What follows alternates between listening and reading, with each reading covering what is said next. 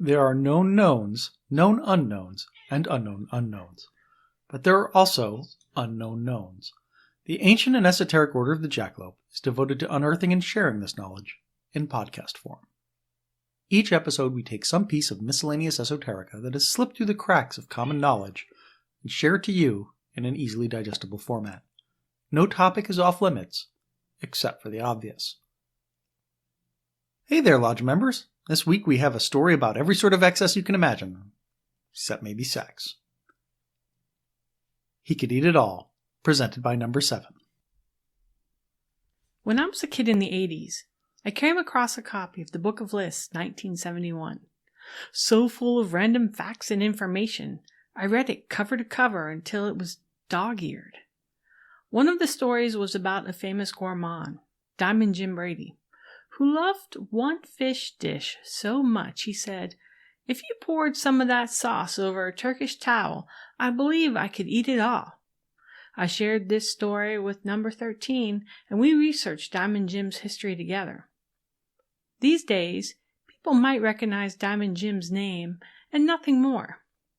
But in the early 20th century, he was extremely famous, the subject of books, movies, and more. He was a symbol of the Gilded Age excess, known for his flamboyant dress and extravagant eating habits. He was also a real Horatio Alger rags to riches story, known for his legendary kindness and boundless generosity. So let me tell you a bit about him. James Buchanan Brady was born August 12th, 1856. He's a Leo. The second son of an Irish saloon keeper on New York's Lower West Side. His father died in 1863, and his mother remarried a year later. His new stepfather took over the saloon and immediately put 8-year-old Jim and his 10-year-old brother Dan to work. The saloon slowly began to change from a neighborhood bar to a seedy hangout for rowdy sailors. By 1867, the Brady boys had enough and started looking for employment elsewhere. Jim was only 11, but he was a husky boy, which allowed him to pass as someone several years older. Eventually, he and Dan found employment as bellboys at the St. James Hotel off Madison Square. One of the first luxury hotels in the area, it was mostly a hangout for traveling salesmen. The dashing salesman made an impression on young Jim, who dreamed of having their glamorous lifestyle. One of the St. James' frequent patrons, John M. Toucey, liked the young man's pluck and hustle and offered him a job. So Jim traded the life of a bellboy for the life of a baggage handler for the New York Central Railroad. In the evenings, he sought to improve himself by taking classes on bookkeeping, penmanship, and telegraphy. Jim rapidly rose through the ranks of New York Central. After a few months, he was promoted to ticket agent. A year later, he became a clerk, and soon after, chief clerk. In just under 3 years, he'd gone from earning $1 a week to earning $50 a week. He was only 18 years old. Then, disaster. When Jim had been promoted to clerk, he'd also convinced the New York Central to hire his brother Dan. But in 1877, Dan was fired. It was rumored he'd been embezzling. Because of the optics of the situation, the railroad felt it had to fire Jim too. Toucey came to Jim's rescue, finding his protege a job as a salesman at the railway supply firm of Manning, Maxwell & Moore. Jim had never been a salesman before, but he threw himself into his new role. Jim's sales technique was simple. First, know your product. He knew the M&M catalog backward and forward, from hand saws to hand trucks. Second, know your customer. Jim kept on top of industry trends and wasn't afraid to walk the tracks talking to workers and managers. That allowed him to anticipate a client's needs. Third, be friendly.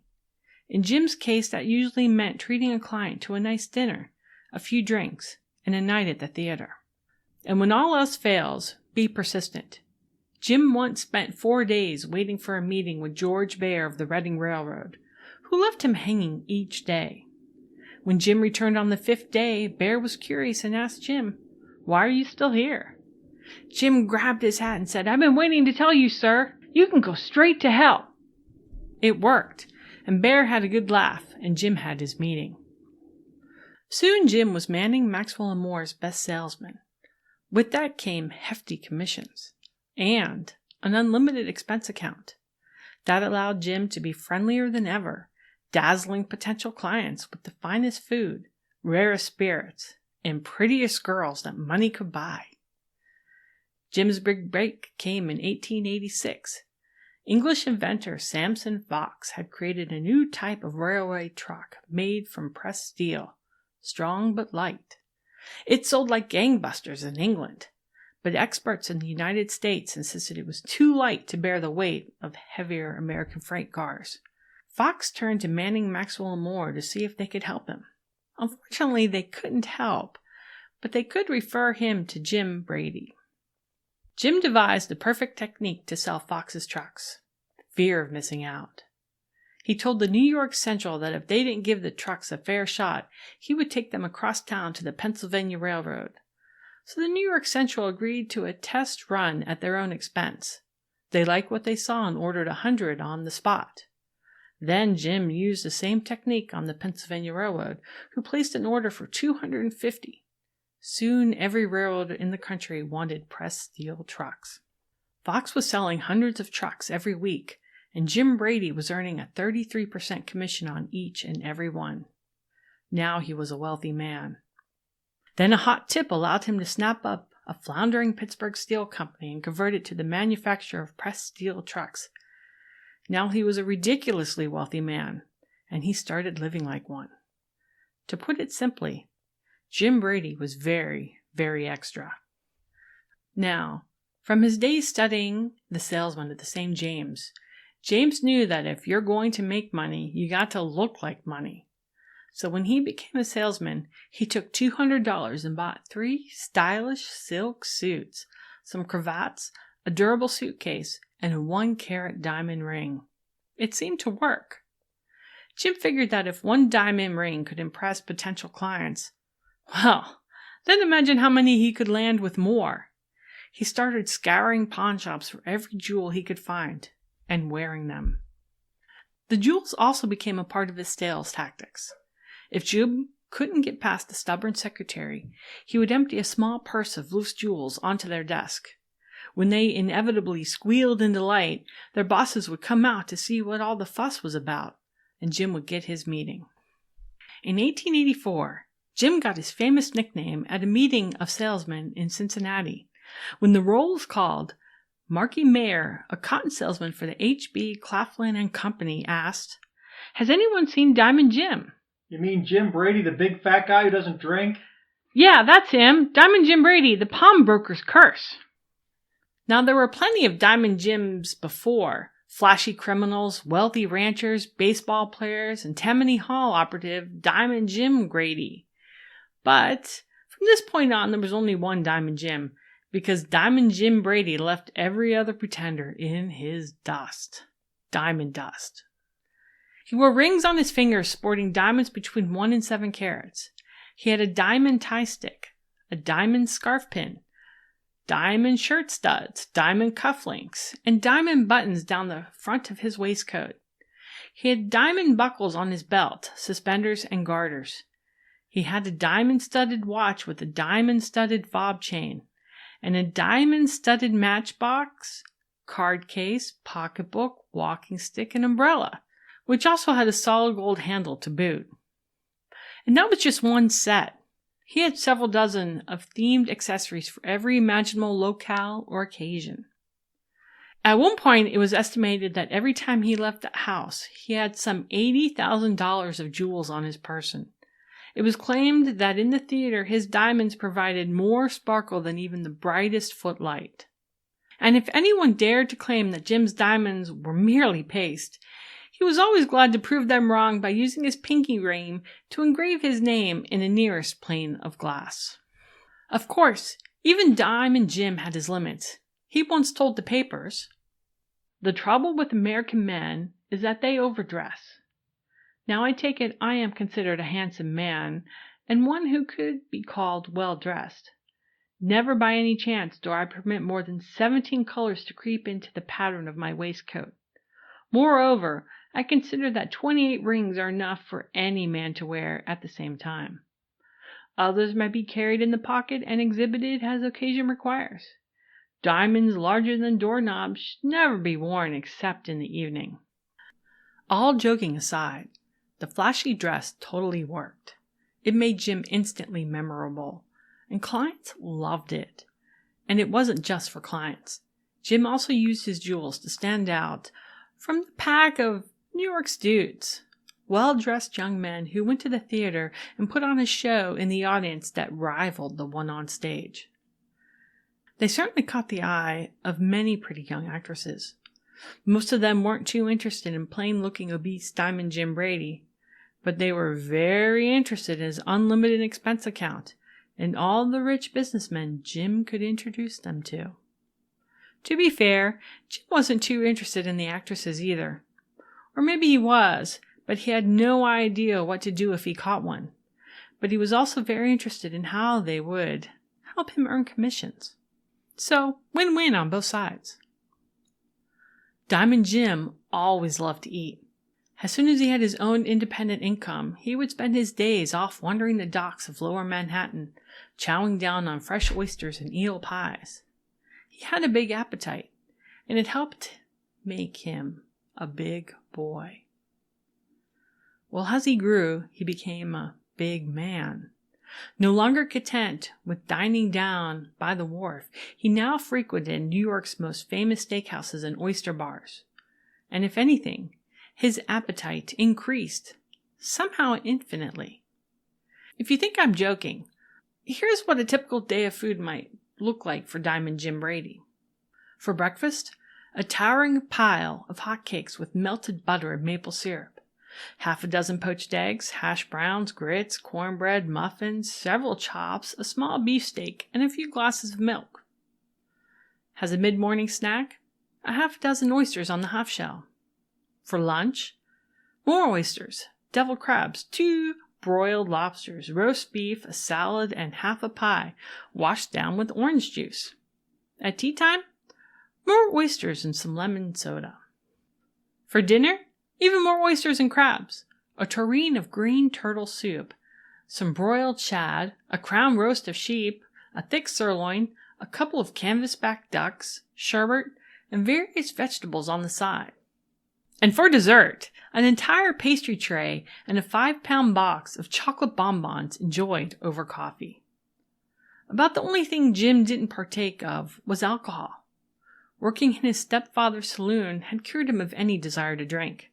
Instead, he drank orange juice, lemon soda, and ginger ale by the gallon. Oh, and if you were dining with him and couldn't finish your meal, he would gladly eat all the scraps left on your plate and then call for more bread. Jim once joked that his method of pacing himself was to start every meal 4 inches away from the table and stop when he felt his belly touch the edge. Needless to say, he was enormously obese. For most of Diamond Jim's adult life, he topped the scale at more than 300 pounds. Later in life, Jim started to suffer from diabetes and other complications from his obesity. So his physician put him on a diet and told him to eat a light dinner. Of course, for Diamond Jim, being in a light dinner still meant 2 dozen oysters, a filet mignon, some asparagus, and a whole watermelon. In 1893, Jim's quest for fine food and fancy things led him to the Chicago's World Fair and Columbian Exposition. While there, he ran into an old friend, the American beauty, Lillian Russell, the most famous and beautiful actress in the country, who was performing at the Columbian Theater on the Midway. Lillian knew Jim from his days as a stage door Johnny in New York. He invited her to dinner at George Rector's Café Marine. She accepted, and the two of them bonded over, I kid you not, their mutual love of corn on the cob and just about everything else on the menu. And they had lots more in common, too. They were both shunned by high society because of their lower-class origins and vulgar habits.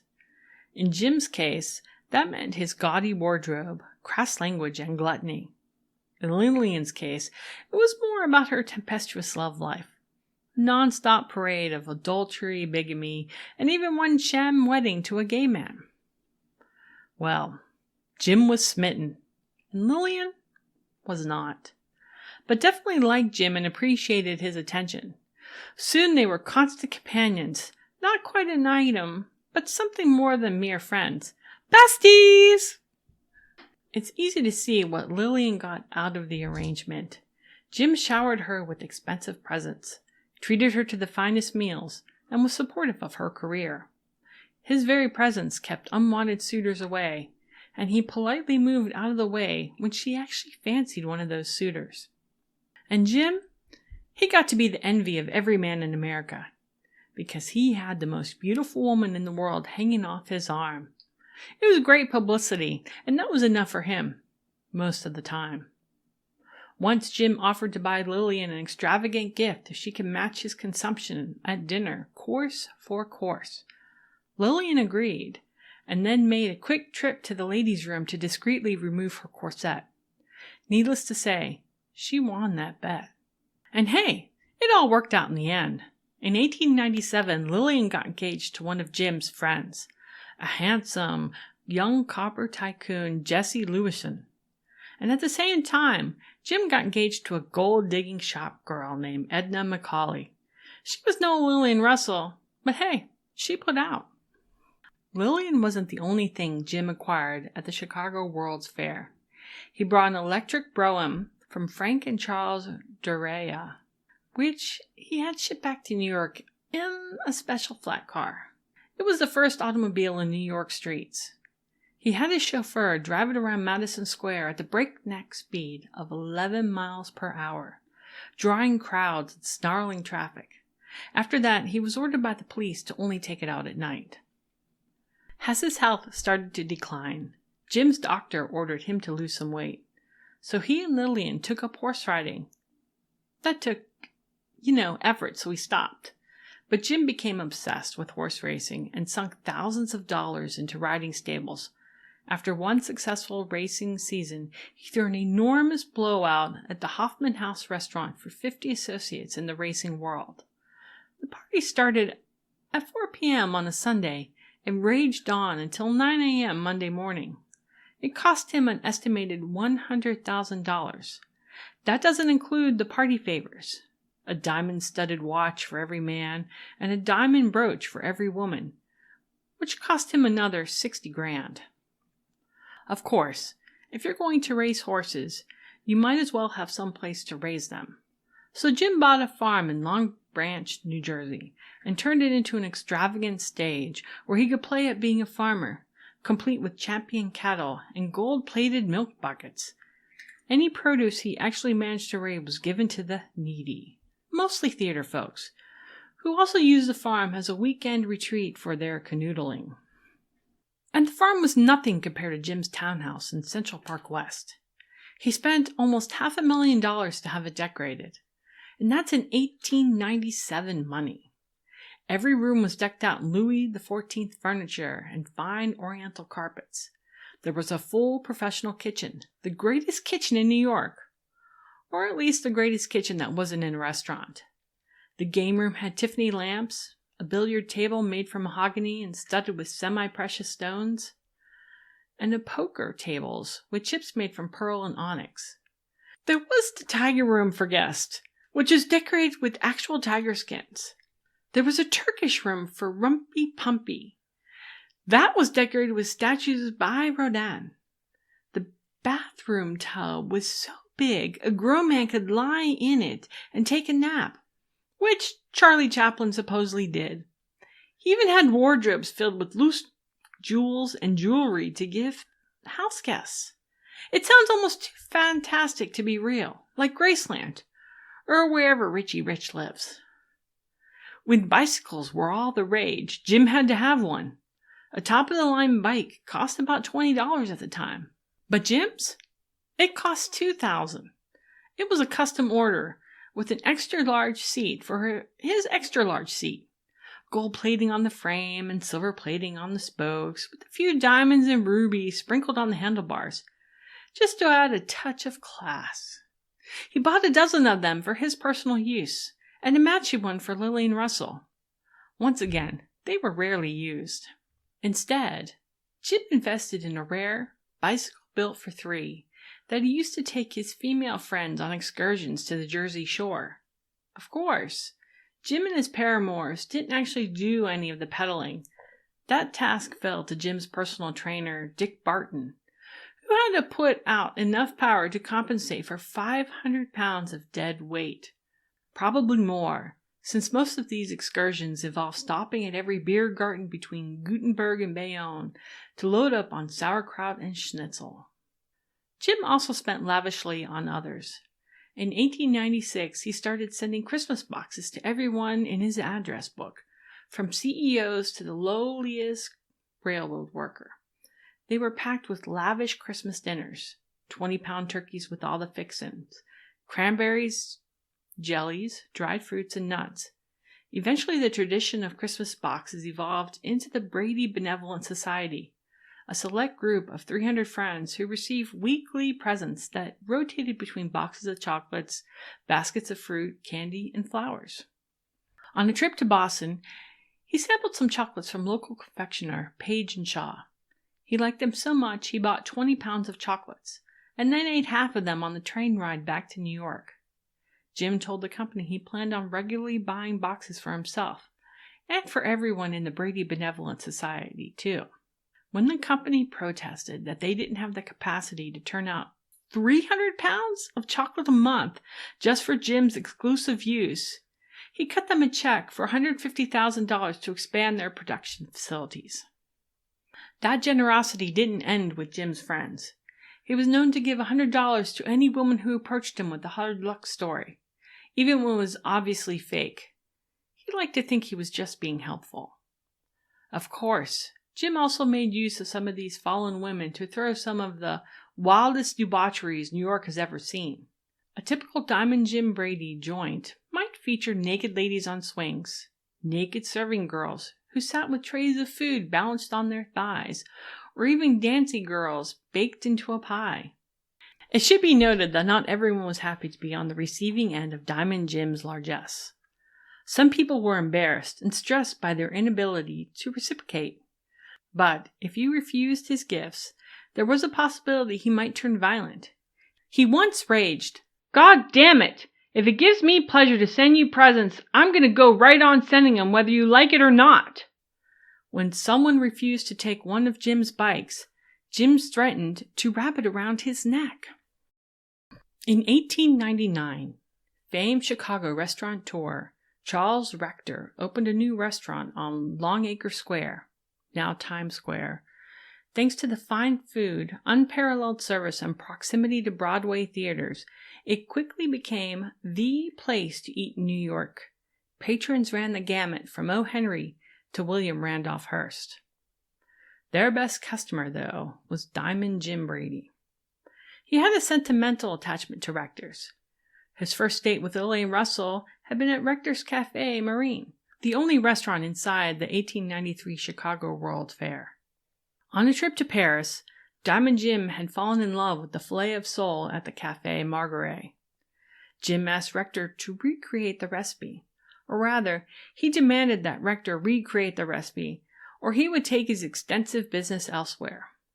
Charles Rector immediately forced his son George to drop out of Cornell Law and travel to France and learn the secret recipe. Depending on who you ask, this either went one of two ways.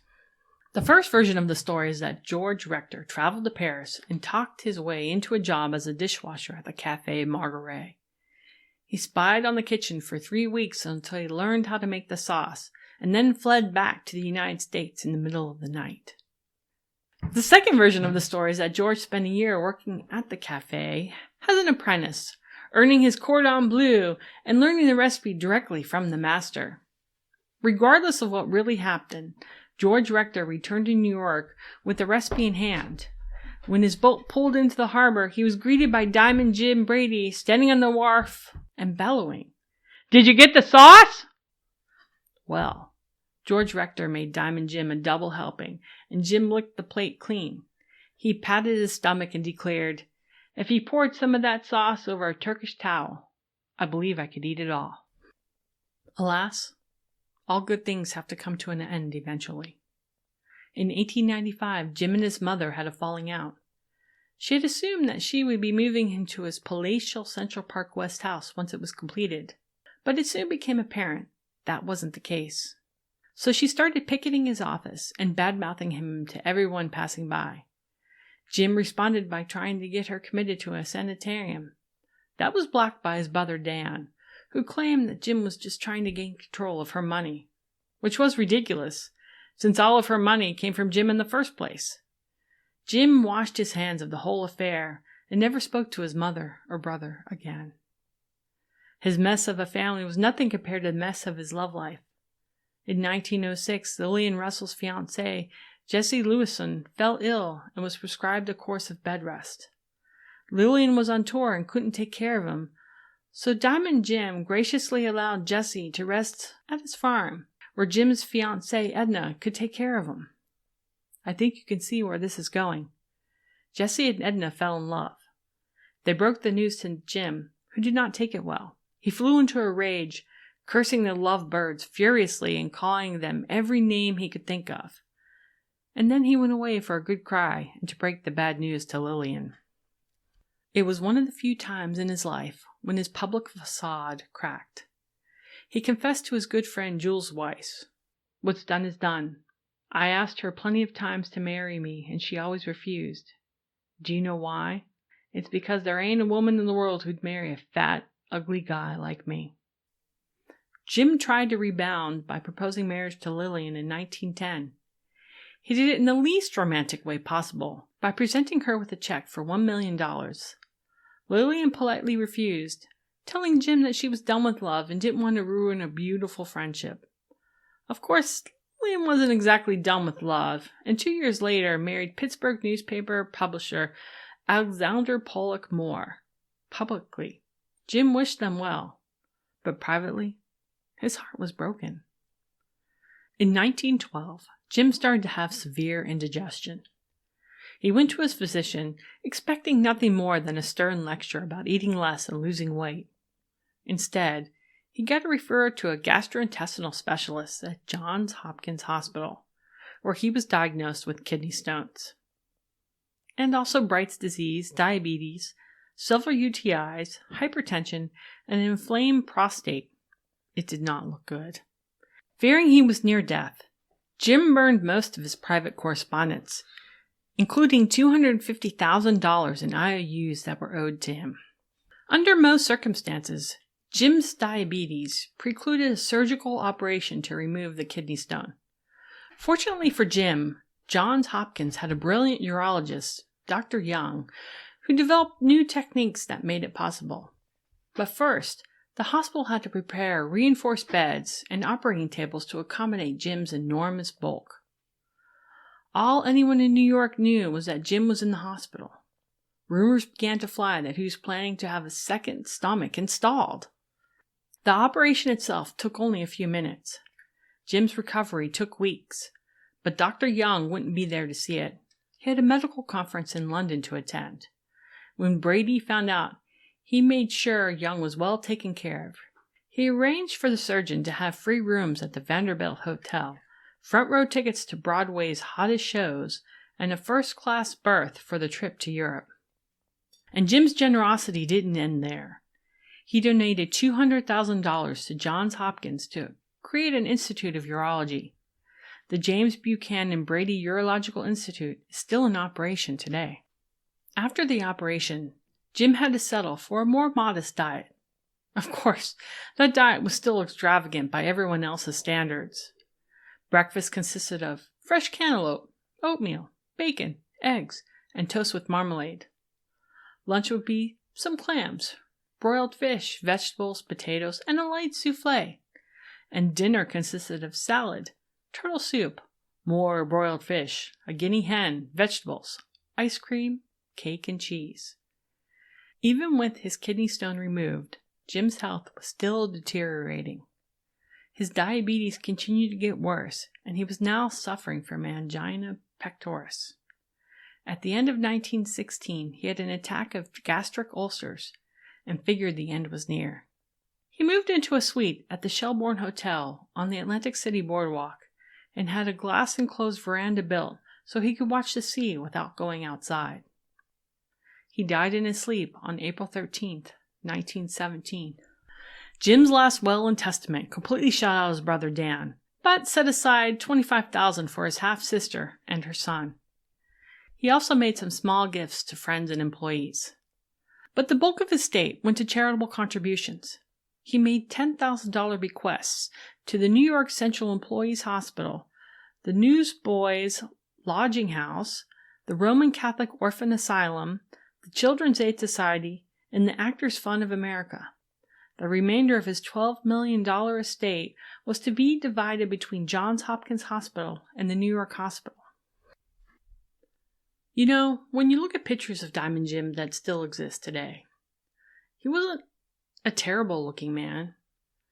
If he was around in today's society, he would easily have gone to a plastic surgeon. He might not have done anything about his weight. Maybe he'd have gastric bypass. Definitely probably would have, actually. He had a full head of hair. You know, he didn't slouch. He was not a bad-looking man. Just sounded like he was very insecure about who he was. Also sounded like he didn't really have any way really how to relate to women. Growing up in a bar probably wasn't any very positive female relationships that he saw. It was very sad. A sad situation for a man. An empty life, and he chose to fill it with excesses. Food, diamonds, jewels, living a flashy life. It was a very sad life. It seemed no matter how much he filled himself, he could never get full enough.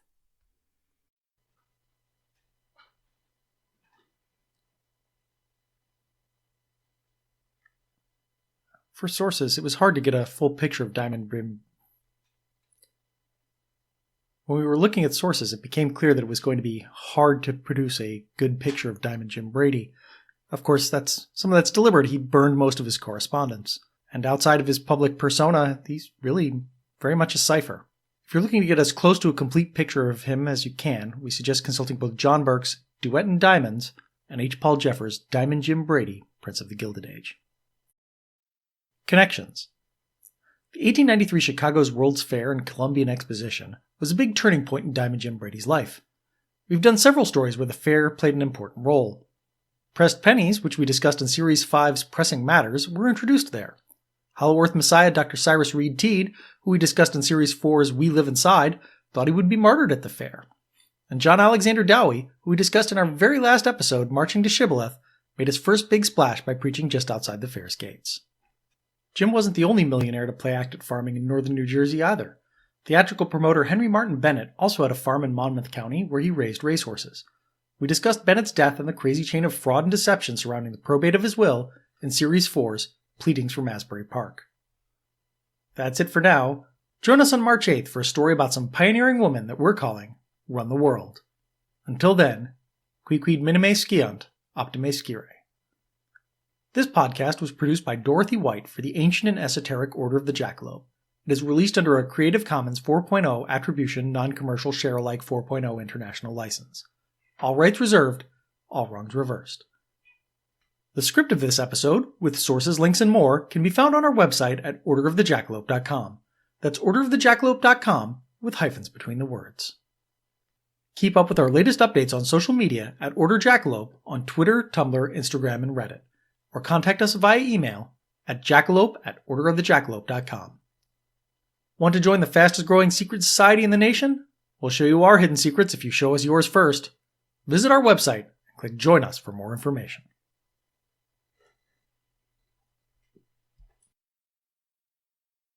In 1893, Jim's quest for the fine food and fancy feasts.